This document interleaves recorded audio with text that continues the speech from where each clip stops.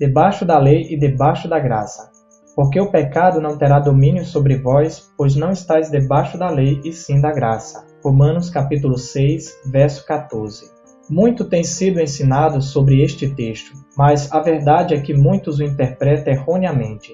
Um dos grandes absurdos teológicos é afirmar, com base neste texto, que o apóstolo Paulo ensina os cristãos a não guardar a lei de Deus em razão de estarem debaixo da graça. Porém, como entender este texto? Antes de tudo, temos de ver que o apóstolo Paulo apoiava a obediência à lei de Deus. Ele mesmo escreveu: "Anulamos, pois, a lei pela fé? Não, de maneira nenhuma. Antes, confirmamos a lei. Por conseguinte, a lei é santa e o mandamento santo e justo e bom. Porque bem sabemos que a lei é espiritual. Porque no tocante ao homem interior, tenho prazer na lei de Deus." Romanos capítulo 3, verso 31, capítulo 7, versos 12, 14 e 22. Também em Romanos capítulo 13, versos do 8 ao 10, ele ensina os cristãos a guardar os mandamentos da lei. Seria, pois, uma contradição pensar que Paulo ensina que a lei de Deus foi abolida ou que não precisamos mais obedecê-la. Assim, depois de entender que Paulo era a favor da lei de Deus, como entender então o que ele escreveu em Romanos capítulo 6, verso 14? O que significa estar debaixo da lei e debaixo da graça? Estar debaixo da lei significa estar sujeito à sua condenação, pois quem está debaixo da lei está em desobediência a ela. Estar debaixo da graça, por sua vez, significa estar absolvido da condenação da lei. Sendo assim, quem está debaixo da graça está em plena obediência à lei, por não estar justamente sob sua condenação. Vejamos um exemplo. A agência de notícias ISNA identifica o homem que iria ser enforcado como Balau. Em 2007, aos 19 anos, ele assassinou Abdollah Hosseinzade, 17 anos. O fato ocorreu no Irã, onde o enforcamento é ainda aceito como forma pública de execução. Balau está com a cabeça coberta e uma corda ao redor do pescoço. O jovem grita e ora em alta voz antes de ser totalmente silenciado. Neste instante, aparece a família da vítima e a mãe, Mariam Hosseinzade. Ela se dirige à multidão e diz que está vivendo um pesadelo desde que perdeu o filho. Ela caminha até Balau e pede uma cadeira a fim de ficar na altura dele.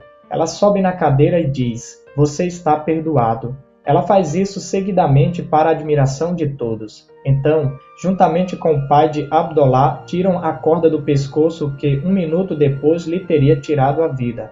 A cena conclui com Balau ajoelhado e com a família do condenado correndo para abraçar a esses pais e para lhes agradecer, em meio a lágrimas, pelo perdão imerecido que concederam ao seu filho. O que a mãe de Abdollah fez chama-se graça. Podemos dizer que agora Balau está debaixo da graça e não debaixo da lei. Porém, pergunto, pelo fato de Balau estar debaixo da graça, não precisa mais guardar a lei do seu país? Pode desrespeitá-la como o fez ao matar Abdollah? De modo algum. Balau foi salvo pela graça daquela mãe para viver uma nova vida em conformidade com a lei. Se ele continuar transgredindo a lei, certamente será condenado e dessa vez, provavelmente, sem resgate. Isso foi justamente o que Paulo quis ensinar em Romanos capítulo 6, verso 15, onde diz: "E daí? Havemos de pecar porque não estamos debaixo da lei e sim da graça? De modo nenhum. Ora, pecado é a transgressão da lei." 1 João capítulo 3, verso 4. Algumas versões traduzem a expressão transgressão da lei por iniquidade. Isso se dá em razão da palavra iniquidade, do grego anomia, significar transgressão da lei. Finalmente, o cristão que é nascido do alto pensa: se a minha desobediência à lei de Deus me levou a viver no pecado e foram os meus pecados a razão da morte de Cristo em meu lugar, por que tornaria eu a viver no pecado que é a transgressão da lei? Quando somos salvos pela graça, conforme Efésios capítulo 2, verso 8, somos salvos para a obediência, não para o pecado. Por este motivo, toda pessoa que está debaixo da graça deve ter a experiência do salmista que disse: "Agrada-me fazer a tua vontade, ó Deus meu, dentro do meu coração está a tua lei." Salmos capítulo 40, verso 8. Amém.